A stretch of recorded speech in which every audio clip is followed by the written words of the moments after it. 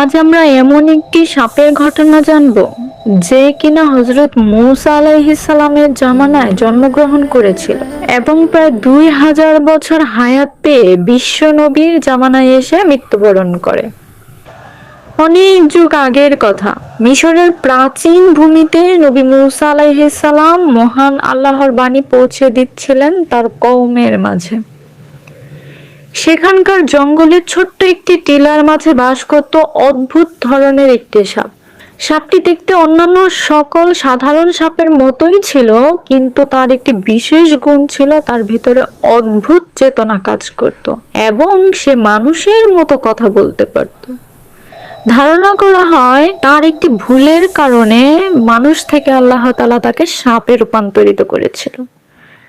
তার নাম ছিল হারেসা। সে তার ভুলের জন্য অনুতপ্ত ছিল, তাই আল্লাহর কাছে প্রায়শ্চিত্তের জন্য সুযোগ খুঁজছিল। একদিন সেই হারেসা সাপটি সন্ধ্যায় পাহাড়ের টিলায় একাকী বসেছিল। তখন সে আকাশে একটি অদ্ভুত আলোর ঝলকানি দেখতে পেল। প্রথমে সে মনে করেছিল এটি একটি সাধারণ আলোর বজ্রপাত হতে পারে, কিছুক্ষণ পরেই হয়তো চলে যাবে। কিন্তু কিছুক্ষণ পর সে লক্ষ্য করলো যে আলোটি চলে যাচ্ছে না। তখন সে ভালোভাবে লক্ষ্য করলো এবং দেখতে পেল হযরত মূসা আলাইহিস সালাম পাহাড়ের উপরে দাঁড়িয়ে মহান আল্লাহ তাআলার সাথে কথোপকথন করতেছিল। সাপটি যদিও একটু দূরে অবস্থান করতেছিল, তারপরও সে আল্লাহর বাণী শুনতে পাচ্ছিল। মহান আল্লাহ তাআলা বলতেছিল, হে মূসা, আমি তোমাকে পছন্দ করেছি এবং নবী বানিয়েছি, এবং জেনে রেখো তোমার পরেও অনেক নবী আসবেন, কিন্তু শেষ জামানায় আমি একজন নবী প্রেরণ করব, তার নাম হবে আহমদ। মূসা আলাইহিস সালাম আল্লাহ তাআলাকে জিজ্ঞেস করলেন, আপনার নবী এবং তার উম্মতরা কেমন হবে? মহান আল্লাহ তাআলা তখন বললেন, সে হবে দয়া ও করুণার উৎস। তিনি আরো বললেন, সে শুধু মানুষ নয়, সমস্ত প্রাণীকুল, জিন, পশু, পাখি সকলের জন্য হবে রহমত স্বরূপ। শেষ জামানায় উম্মতরা আমল করবে কম, কিন্তু তার তুলনায় সওয়াব পাবে অনেক বেশি। তিনি আরো বললেন, আমার সর্বশ্রেষ্ঠ বাণীর কিতাব আল কোরআন তার মাধ্যমেই নাজিল হবে। সে নবীর প্রতি যে ঈমান আনবে, আমি তাকে মুক্তি দিব। তাকে যে ভালোবাসবে, আমিও তাকে ভালোবাসবো। এ কথাগুলো শুনে হারেসা সাপটির মনে আশা জেগে উঠল। সে মনে মনে ভাবতে লাগলো, যে নবীকে আল্লাহ এতটা ভালোবাসে, সে নবীর মুখ দিয়ে যদি আমি ক্ষমা চাইতে পারি, তাহলে অবশ্যই মহান আল্লাহ আমাকে ক্ষমা করে দিতে পারেন। পরের দিন হযরত মূসা আলাইহিস সালাম মাঠের প্রান্ত দিয়ে কোথাও হেঁটে যাচ্ছিলেন। হঠাৎ করে পিছন থেকে তিনি একটি শব্দ শুনতে পেলেন। হে রাসূল, একটু দাঁড়ান, আপনার সাথে আমার কথা আছে। এ কথা শুনে মূসা আলাইহিস সালাম পিছনে ফিরে তাকালেন, কিন্তু তিনি কাউকে দেখতে পাচ্ছিলেন না। তিনি কাউকে দেখতে না পেয়ে পুনরায় হাঁটা শুরু করলেন। পেছন থেকে আবারও ডাক আসলো, ইয়া রাসূলুল্লাহ, হে মূসা আলাইহিস সালাম, আমার নাম হারেসা, আমি একটি সাপ। আপনি পিছনে ফিরে দয়া করে নিচের দিকে তাকান। অতঃপর মূসা আলাইহিস সালাম আবারও দাঁড়িয়ে গেলেন এবং পিছনের দিকে তাকিয়ে তিনি এবার নিচের দিকে তাকালেন। তখন তিনি দেখতে পেলেন একটি সাপ তাকে ডাকছে।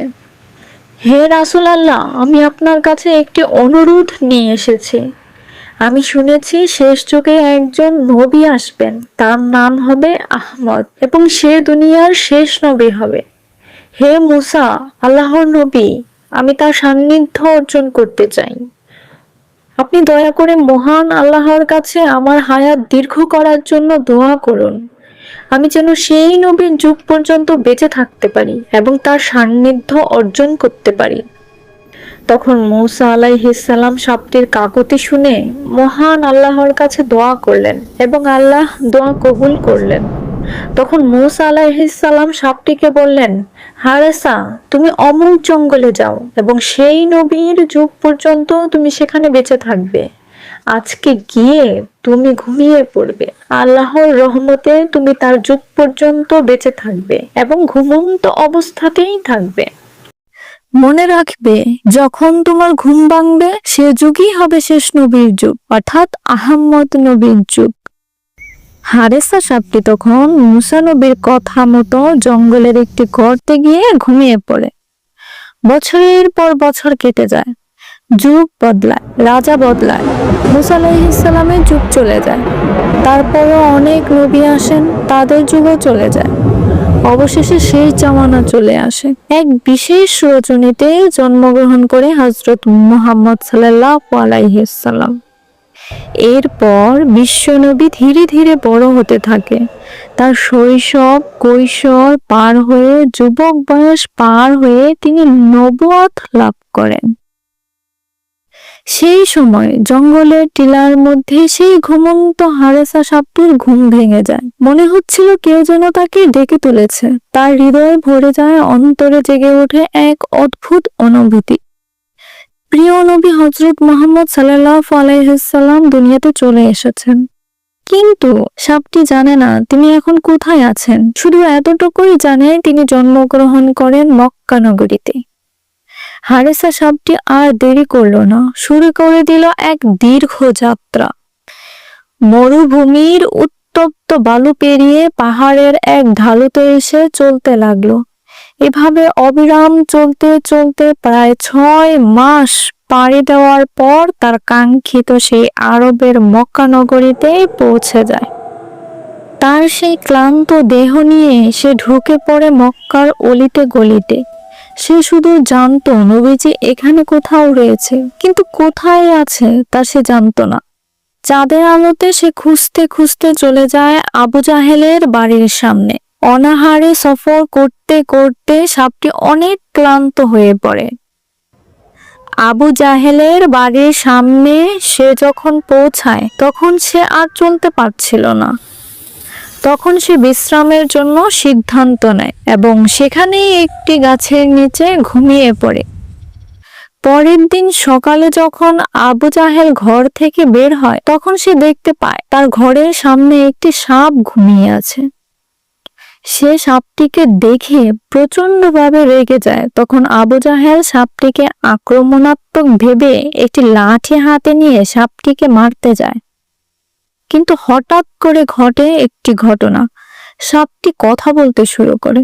সাপটি বলতে শুরু করে, হে আল্লাহর বান্দা, আমার গায়ে কোনো আঘাত করো না। আমি এসেছি বিশ্ব নবীর সাথে সাক্ষাৎ করতে।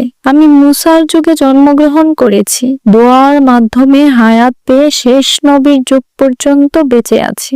আমি তার সাথে দেখা করে এখান থেকে চলে যাব। আমি তোমার কোনো ক্ষতি করতে আসিনি, দয়া করে তুমিও আমার কোনো ক্ষতি করো না।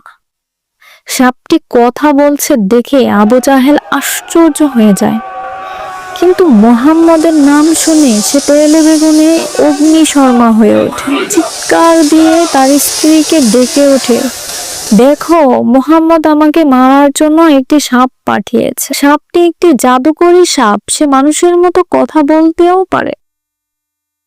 তার স্ত্রী ঘর থেকে বেরিয়ে দেখলো আসলেই আবু জাহেল ঠিক কথাই বলছে। সাপটি মানুষের মতো কথা বলতে পারে এবং মুখে মুহাম্মদের নাম নিচ্ছে। মুজি আলিদা একজন নরম মনের নারী ছিলেন। সে ইসলামের পৃষ্ঠপোষকতা না করলেও ইসলামের প্রতি যথাযথ সম্মান করতেন। আবু জাহেলের জন্য সে মুখ দিয়ে কখনো শ্রদ্ধা প্রকাশ করতে পারতেন না। সে সাপটিকে মারতে নিষেধ করে, কিন্তু আবু জাহেল তার কোনো কথা না শুনে ক্ষিপ্ত হয়ে ওঠে। ক্ষিপ্ত কণ্ঠে বলতে থাকে, ওহে জাদুকরী সাপ, তোকে নিশ্চয়ই মুহাম্মদ পাঠিয়েছে আমাকে মারার জন্য। তোকে আর আমার হাত থেকে কেউ রক্ষা করতে পারবে না। আজকে তোকে আমি মেরেই ফেলবো। এই বলে সাপটির গায়ে আঘাত করতে থাকে। সাপটি চিৎকার করতে থাকে, কিন্তু নিষ্ঠুর আবু জাহেল তাকে মুক্তি দেয় না। কিন্তু সাপটি এত আঘাত সহ্য করেও সে কোনো আক্রমণ করে না, শুধু কাকতির কণ্ঠে বলতে থাকে, হে আল্লাহর বান্দা, আমাকে ছেড়ে দাও। আমি তোমার কোনো ক্ষতি করব না। আমি শুধু মুহাম্মদের সাথে দেখা করে চলে যাব। কিন্তু নিষ্ঠুর আবু জাহেল তার কোনো কথাই শোনে না। সাপটিকে মারতে মারতে আধমরা করে একটি খাঁচায় বন্দি করে রাখে। খাঁচায় বন্দি থাকা অবস্থায় সাপটি কান্না করতে থাকে এবং মহান রাব্বুল আল্লাহ তাআলার কাছে আর্তনাদ করতে থাকে, হে আল্লাহ, আপনি আমাকে মৃত্যু দিন, আফসোস নেই, কিন্তু মৃত্যুর আগে একবার হলেও আমি আপনার হাবিবের সাথে দেখা করতে চাই। রাতের বেলায় মুজে আলিদা কম্পিত গলায় বলতে থাকে, হে আমর ইবনে হিশাম, আপনি এই সাপটিকে কি করতে চান? সাপটি তো আপনার কোনো ক্ষতি করেনি, এত মেরেছেন, তাও তো আপনাকে আক্রমণ করতে আসেনি, ওকে ছেড়ে দিলেও তো পারেন। মুজে আলিদার কথা শুনে আবু জাহেল অগ্নিশর্মা হয়ে গেলেন। আবু জাহেল মুজে আলিদার গায়ে একটি চড় মারলেন। পাগল হয়ে গিয়েছো তুমি?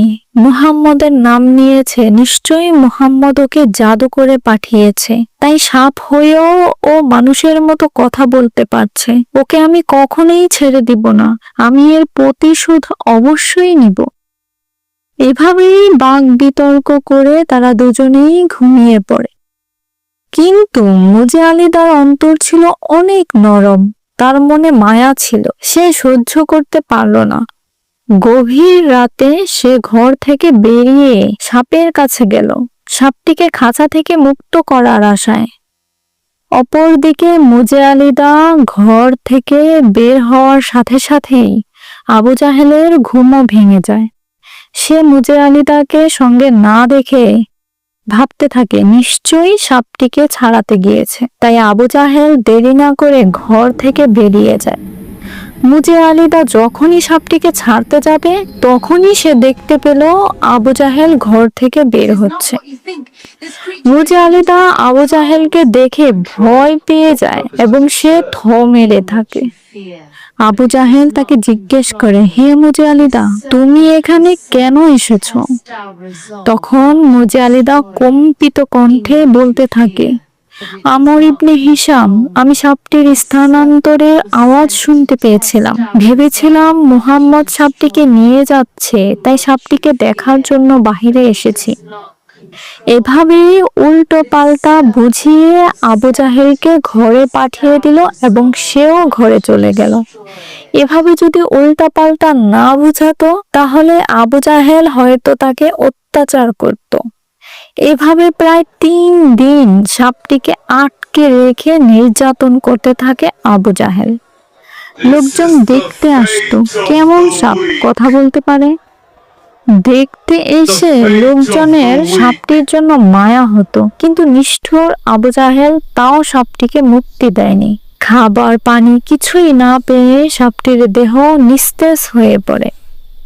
কিন্তু এখানেই শেষ না। আবু জাহেল বললেন, শুধু মৃত্যু দিলেই হবে না, একে আগুনে পোড়াতে হবে, ছাই বানিয়ে পুরো এলাকায় দেখাতে হবে। মুহাম্মদ আমাকে মারার জন্য সাপ পাঠিয়েছিল, কিন্তু আমি জাদুকরি সাপটিকে মেরে ফেলেছি এবং পুড়িয়ে ছাই বানিয়ে ফেলেছি। সাপটিকে যখন আগুনে পোড়াচ্ছিল তখন আবু জাহেল হাসতেছিল আর বলতেছিল, সবাই দেখো কিভাবে মুহাম্মদ এর গুপ্তচর পুড়ে ছাই হয়ে যাচ্ছে, কিন্তু এর কোনো প্রতিবাদ গুপ্তচর এবং মুহাম্মদ কেউই করতে পারবে না। অবশেষে সাপটি যখন পুড়ে পুরো ছাই হয়ে যায়, আবু জাহেল তখন সেই ছাইগুলো একটি ঢাকনা বিশিষ্ট পিতলের পাত্রে তুলে রাখে।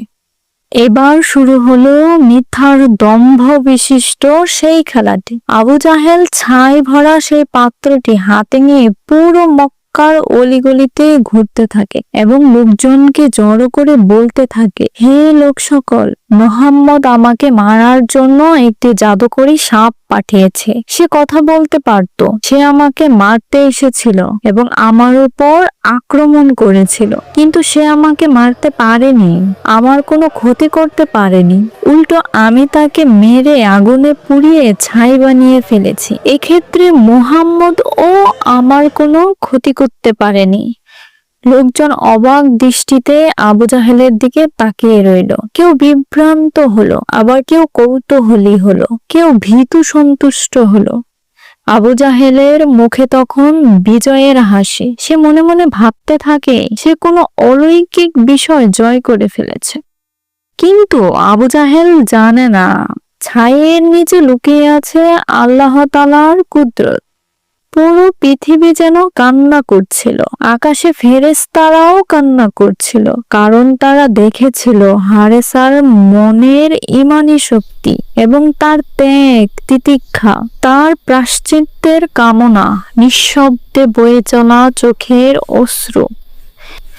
ভাষণ দিয়েও আবু জাহেল ক্ষান্ত হলো না। বাড়ি বাড়ি গিয়ে বলতে লাগলো, হে ব্যক্তিবর্গ, দেখে রাখো, মুহাম্মদ আমাকে মারার জন্য একটি সাপ পাঠিয়েছিল।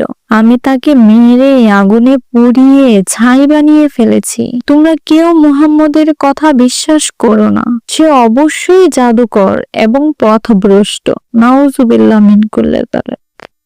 আবু জাহেল এরপর আরো একটি বাড়িতে যায়। সেখানে গিয়ে পাত্রটি দেখিয়ে লোকজনকে এভাবেই বলতে থাকে। মক্কার কোনো অলিগলি আবু জাহেল ছাড়ল না। যাকে সে সামনে পেল তাকেই সে পাত্রটি দেখিয়ে এভাবে উল্টাপাল্টা বলতে লাগলো। অবশেষে আবু জাহেল পৌঁছালো গণ্যমান্য একজন ব্যক্তির কাছে। একটু বৃদ্ধ টাইপের ছিল। তার সামনে গিয়েও আবু জাহেল আগের কথাগুলোই বলতে লাগলো। হে ব্যক্তি, শুনে রাখো, মুহাম্মদ আমার কাছে একটি জাদুকরী সাপ পাঠিয়েছিল। সাপটি কথা বলতে পারত এবং আমাকে ক্ষতি করতে চেয়েছিল, কিন্তু আমি তাকে সেটি করার সুযোগ দেইনি। তাকে আমি মেরে ফেলেছি এবং আগুনে জ্বালিয়ে ছাই করে ফেলেছি। এই পাত্রের ভিতরে সেই ছাই আছে। তোমরা দয়া করে মুহাম্মদের কোনো কথা শুনবে না।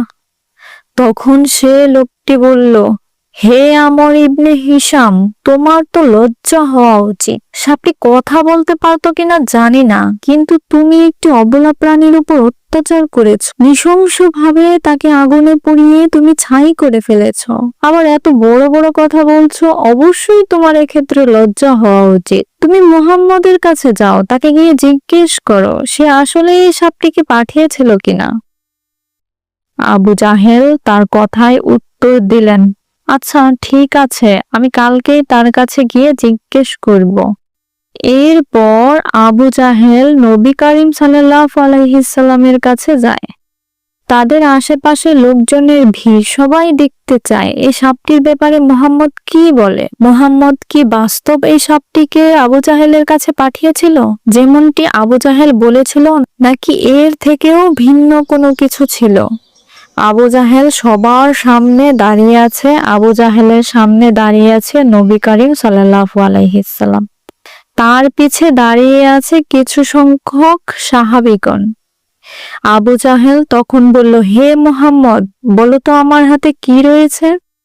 নবী করিম সাল্লাল্লাহু আলাইহি সাল্লাম তখন বললেন, হে আমর ইবনে হিশাম, আপনার হাতে তো একটি পিতলের পাত্র রয়েছে, যেটি কিনা লাল রঙের কাপড় দিয়ে ঢাকা, কিন্তু এর ভিতরে কি আছে সেটা আমি জানি না।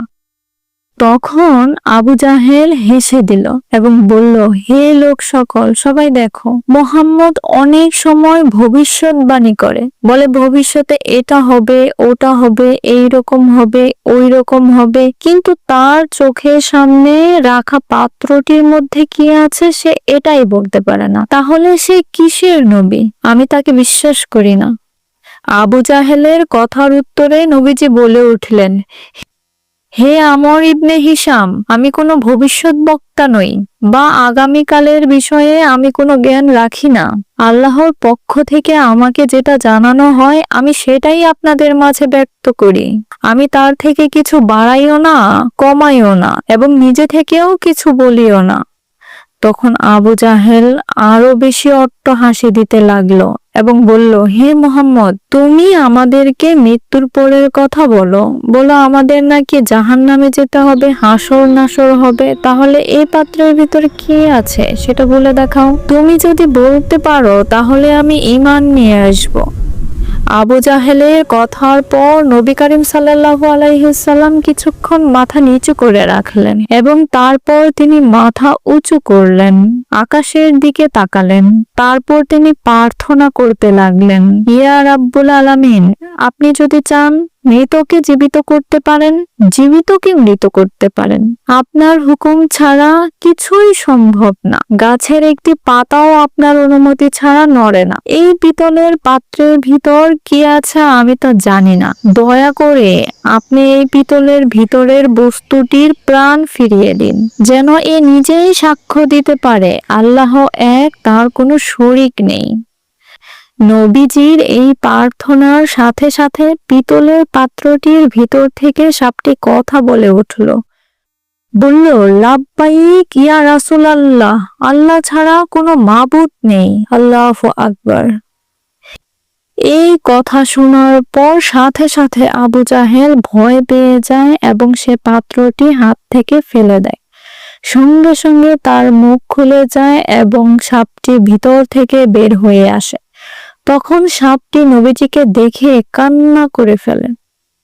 তার চোখের কোণে অশ্রু চিকচিক করতে থাকে এবং বলতে থাকে, ইয়া রাসূলুল্লাহ, আমি সাক্ষী দিচ্ছি আপনি আল্লাহ তাআলার বান্দা এবং তার রাসূল। আল্লাহ এক, তার কোনো শরীক নেই। অন্যদিকে আবু জাহেল চিৎকার করে ওঠে এবং বলতে থাকে, হে মুহাম্মদ, এটা নিশ্চয়ই তোমার জাদু। পাত্রের ভিতর এই সাপটি ছাই অবস্থায় ছিল।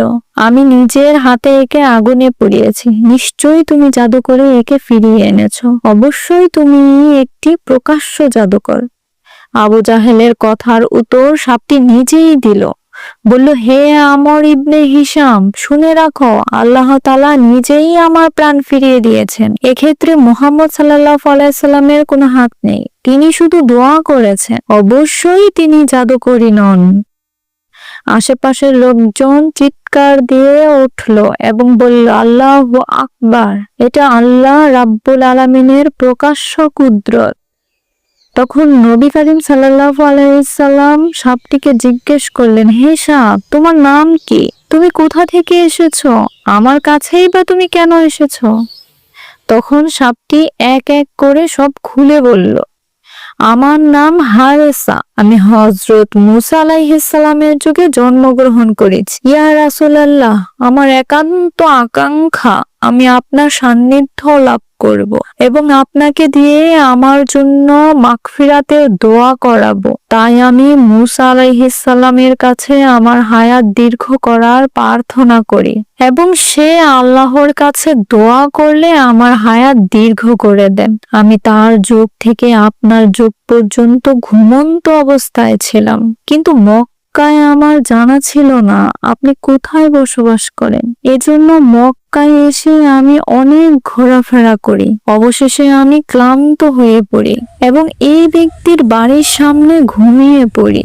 কিন্তু তিনি যখন আমাকে দেখতে পায়, আমাকে মারতে আসে। আমি তাকে আমাকে মারতে নিষেধ করি, তার কাছে ক্ষমা প্রার্থনা করি। কিন্তু সে যখন আমার মুখে আপনার নামটি শুনতে পায়, সে আমার উপর আক্রমণাত্মক হয়ে ওঠে, আমাকে অনেক আঘাত করে, অনেক অত্যাচার করে, আমাকে খাঁচায় পর্যন্ত বন্দি করে রাখে।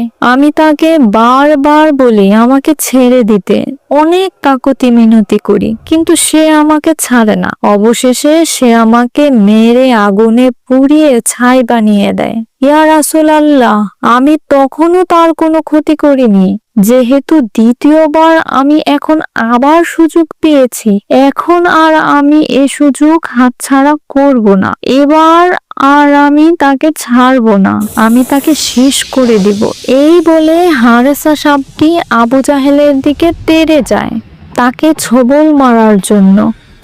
আবু জাহেল ভয়ে দৌড়াতে থাকে, কিন্তু নবী করিম সাল্লাল্লাহু আলাইহি সাল্লাম পেছন থেকে সাপটিকে ডেকে বললেন, হে হারেসা, তুমি তাকে ক্ষমা করে দাও, তার কোনো ক্ষতি করো না। মানছি তোমার উপর অবশ্যই জুলুম এবং অত্যাচার করা হয়েছে, কিন্তু মনে রাখবে, তুমি যদি কাউকে মাফ করে দাও, ক্ষমা করে দাও, তাহলে নিশ্চয়ই আল্লাহ রাব্বুল আলামিন তোমাকেও ক্ষমা করবেন এবং তার বিনিময়ে তোমাকে উত্তম প্রতিদান করবেন। নবীজির কথা শুনে হারেসা সাপটি আর আগালো না। আবু জাহেলকে সে ক্ষমা করে দিল। পরক্ষণে সে আরেকটি আবদার করে বলল, ইয়া রাসূলুল্লাহ, আপনার কাছে আমার আরেকটা আবদার আছে। দয়া করে আল্লাহ রাব্বুল আলামিনের কাছে দোয়া করুন, সে যেন আমাকে মানুষ বানিয়ে দেয়। আমিও মানুষের মতো ইবাদত করতে চাই। আশরাফুল মাখলুকাত হয়ে আমিও সাক্ষ্য দিতে চাই। আখিরাতে আপনার সাথে জান্নাতে থাকতে চাই। এটা বলার পর নবী করিম সাল্লাল্লাহু আলাইহি ওয়াসাল্লাম আল্লাহর কাছে সেই হারেসা সাপটির জন্য দোয়া করলেন এবং সাথে সাথেই হারেসা সাপটি মানুষ হয়ে গেলেন। মানুষ হওয়ার পর তিনি যতদিন বেঁচে ছিলেন ততদিন নবী করিম সাল্লাল্লাহু আলাইহি সাল্লামের খেদমতে ছিলেন। প্রিয় দর্শক, এই ছিল হারেসা সাপের ঘটনা, যে মূসা আলাইহিস সালামের জামানায় জন্মগ্রহণ করে প্রায় 2000 বছর পর্যন্ত হায়াত পেয়ে হযরত মুহাম্মদ সাল্লাল্লাহু আলাইহি সাল্লামের জামানায় মৃত্যুবরণ করে। এই ঘটনাটি পবিত্র কোরআনে কিংবা তার কোনো সহিহ হাদিসে পাওয়া যায় না। এই ঘটনাটি কিছু গ্রহণযোগ্য লোকের মুখে এবং লোককথায় পাওয়া যায়। ঘটনাটি এক এক কিতাবে এক এক ভাবে বর্ণনা করা হয়েছে।